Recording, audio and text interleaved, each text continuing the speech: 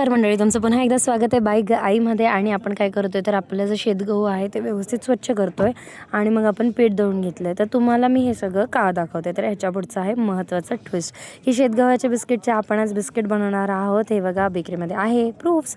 आणि आपण आता हे जे पॅक करतोय ते आहेत नानकटाई, ते पण उपवासाचे आहेत. आणि आपलं नाचणीचे साखरच्या बिस्किटचं लॉट पूर्णपणे तयार आहे.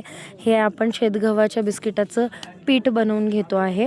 आणि मग त्यानंतर आपण अजून थोडीशी पॅकिंग करतो. थोडं पीठ मुरायला वेळ लागतं. आणि बघा असे सुंदर दिसतात आपले नानकटाई. आहा. आणि तुम्ही मित्रांनो ह्याला हात लावलं ना की लगेच फुटतात, एवढे मऊ आहेत, कारण की प्युअर तुपामध्ये आहेत हे बिस्किट.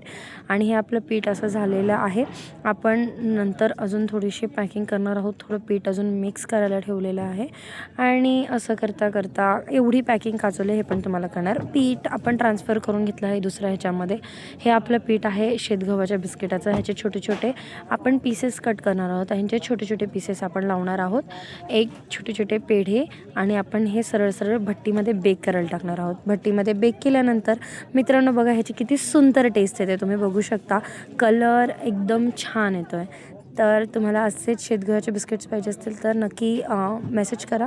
धन्यवाद. अशा नवीन नवीन व्हिडिओजसाठी चॅनलला लाईक, शेअर आणि सबस्क्राईब करा. धन्यवाद.